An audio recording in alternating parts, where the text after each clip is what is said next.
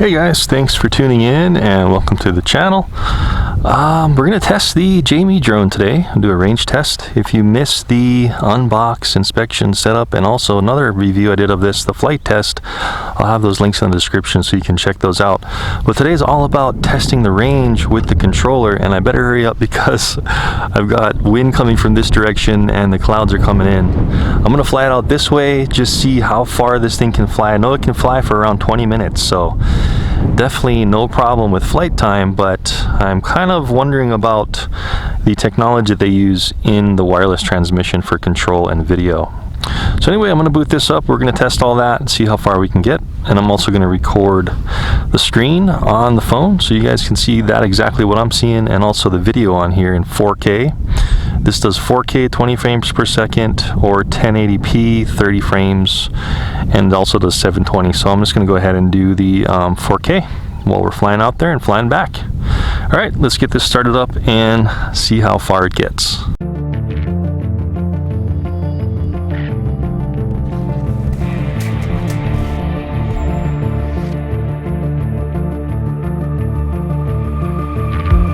Okay, cool. So unfortunately, I just had to do an update for the DJI drone and the controller. I was in my car over here and just went ahead and went through the update. You got to kind of connect to the drone via Wi-Fi so it can download its current firmware data, disconnect from the Wi-Fi, and then connect just to the internet, and then go into the app and then do the update that way. So it's kind of like the Spark, how if you're connected purely Wi-Fi, you're going to have to turn on and off your Wi-Fi. So very similar experience, and it did take about 20 minutes. Anyway, pressing takeoff, and for this one you want to press and hold until it lifts off. So we're lifting up, and this one kind of does a pirouette. I'm not sure if that's kind of calibrating itself or what, but it seems like the first launch it does that. All right, cool guys. So I'm just going to rotate this screen a little bit so I can see it better. We're recording in 4K. I'm going to go ahead and face it in the direction I want to go. And this is full throttle up, so when it's close to the ground, it's a little slow. But then as it loses sight of the ground, it goes ahead and goes faster up. So here we go, full pitch forward, controller flight test. So this is as fast as it can go forward, and let's see how fast we're going. 22 feet per second. And then on the top left there with that little arrow, we've got the distance from us. And then we've got our Wi-Fi signal. And it does look like we're already down pretty low on our Wi-Fi signal. So the range might not be super great with this one.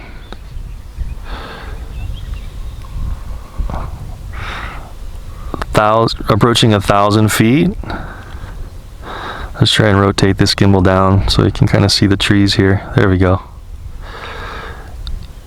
And let's see what the stability's like. Yeah, so this one a little bit different than the Spark. Now I know some people are wondering if this is going to compete with the Spark or Mavic. They're going to need to kind of take care of this little bit of yaw wag. You see that?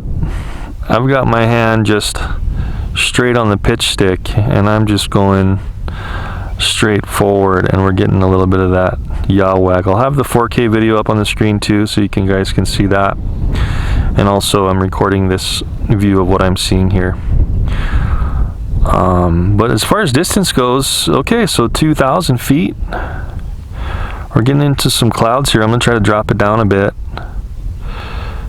I don't want to really go into the clouds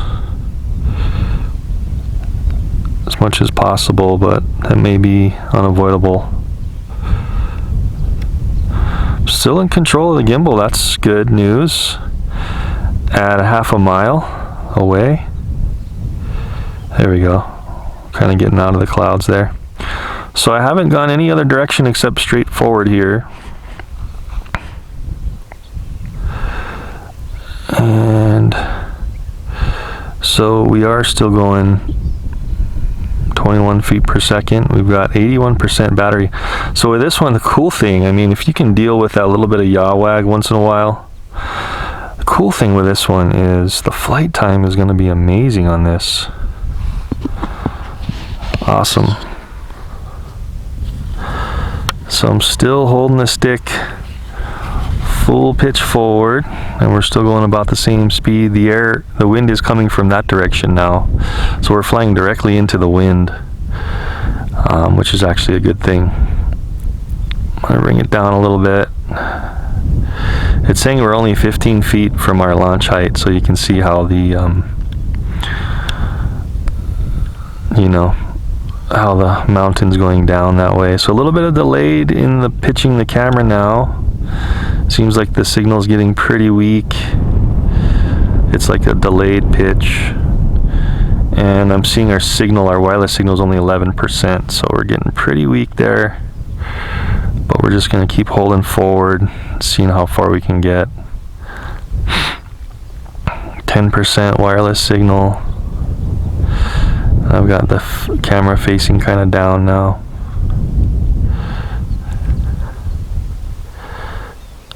Ah, we're still going though. We're just approaching a mile, guys. I'm holding the pitch on the camera all the way up. Let's see if we can get it back up. What I may want to do is gain a little bit of altitude. I know we're in the clouds, so not the best thing to do, but yeah, so it looks like we're losing connection at just about a mile. 5,054 feet, and we're not connected anymore. You can see the screen kind of grayed out there. Still holding pitch straight forward, and we're gonna see if the camera is still going. So it reconnected. It didn't initiate a return to home yet, it looks like, because when this one reconnects, it will still let you control it. So you can see we're dropping in and out of connection here. Right at a mile, just like 100 feet below a mile. You can see up there on the top, 5,138 feet. A mile would be 5,280 feet, I believe. Let's see if I can throttle up here and get in the vicinity of the signal and see if we can possibly make it a mile. So I've got throttle and I've got pitch all the way forward. Let's see what this one does if it loses connection for a while. I shouldn't have to really worry about power because, you know, it's 74% power. Okay. It said returning. It flashed on the screen really quick. It turned itself around, and then when it got back into connection, it stopped its returning. So that's kind of good to know. Kind of like the X380 I did a review on way back, is when it's returning to home, once it gets back into connection, you have to keep in mind that it'll give you control again. So what we're going to need to do then is initiate a return to home. So I'm going to press return here on the screen, and I'm going to press OK, and it should be returning. So we're in the cloud, so there's nothing really to see in the video or on the screen, but I'm just going to try to keep her going. So it rose up 100 feet, what I had it set at, 30 meters, to come on back. I'm pitching the camera all the way down so maybe we can see something, but unfortunately we're kind of in the clouds there. Alright, so it's coming back faster than it went. You can see up on the top right there, it's coming back at 27 feet per second. So it's coming back quicker because there's some wind to its back now. Let's see if I cancel return to home. I just press the X there. Whether to cancel, okay. And now it's going to stop.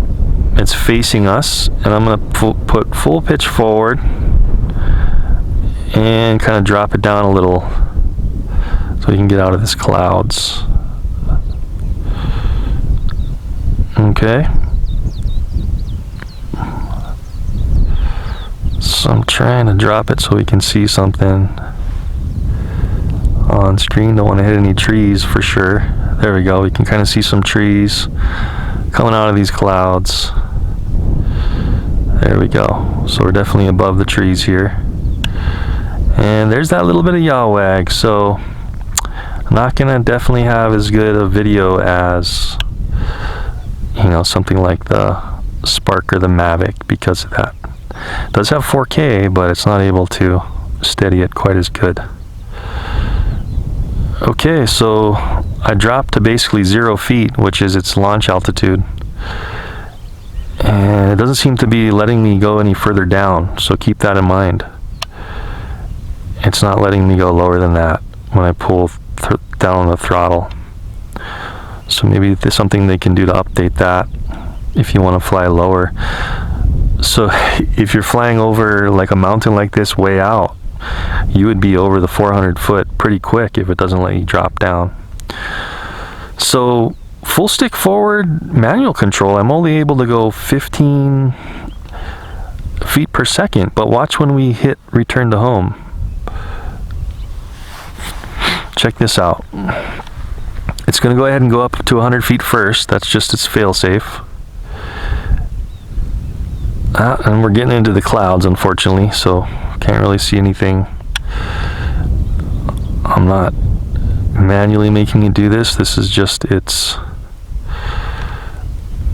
return to home process it does here.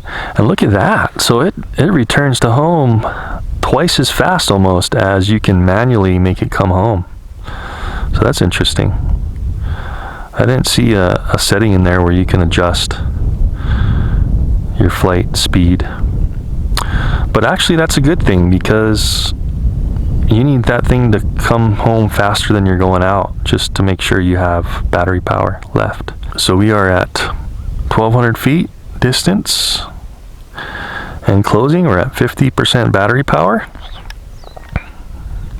Let's go ahead and let it do a return to home and see how accurate it is in this long distance range test.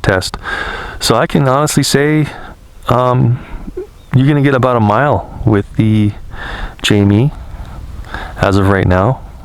These are pretty good conditions. I'm in the country and I'm line of sight, and it's just the clouds that aren't working too great for it here. There we go. We can kind of see the clouds, or the trees through the clouds now. Coming on back. And what's cool about this, check this out.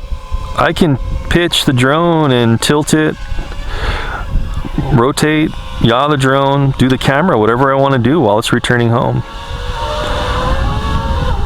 Only thing is, check this out, I can't face the camera all the way down. That's as far down as I can pitch the camera, so that's unfortunate. See that? So I can't like do a full down shot. So I'm gonna pick the camera up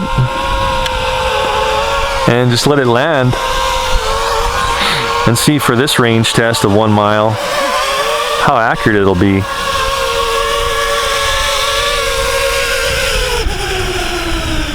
Okay, and there it goes.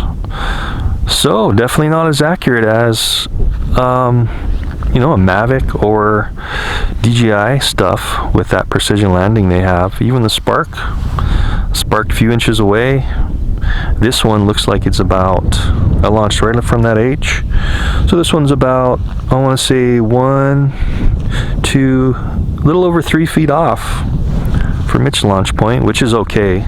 You know, to me within 5 feet is totally fine. And we picked up some moisture, guys. Look at this.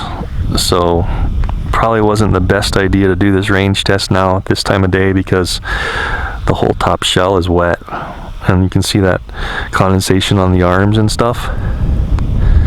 I wonder if the video was okay. You can also stop the recording and take pictures. I didn't take any pictures, sorry about that, but I'm going to stop the recording with the manual button. You hear that tone and it stops. So maybe not as good of a GPS antenna as stuff like the Mavic and the Spark. I'm not even sure if it's a dual GLONASS and GPS antenna. It seems like it doesn't quite have the amount of satellites that some other drones have, so maybe a little con there. As far as the range, you saw it for yourself. I can get comfortably 1 mile, about just a little less than 1 mile. Started to get a little choppy in the video. You can see the video start to, you know, get a little cutting in and out. And then keep in mind with this one though, if you're out there, it does have like maybe a 10-second fail safe. So if you lose signal for 10 seconds, it'll start coming back. But once it comes back into signal and you see that on the screen, it'll give you back control. So you got to manually hit return to home to bring it on back if you want, or just manually control it. But we got 43% power left, guys, so incredible amount of flight time in this one. I'm getting 20 minutes easy, and that's with like 12% power left or 15% power left on the JME drone. And again, one of the cons on this one is it a Mavic or Spark competitor? Not quite. It does have a 4K cam, but that 4K is only 20 frames per second, so not going to be quite as smooth. You can't pitch the camera all the way down for those downward facing shots. They need to fix that. Also a little bit of yaw wag when you're going at speed or even just hovering. There's a little bit of that wag that DJI stuff doesn't have. But the flight time leaps and bounds better than any DJI product of this size. This is a little smaller than the Mavic. Well, the Mavic is pretty small, collapsing down. You can't really collapse these. And also you have to screw on the propellers. That's kind of a con going for it.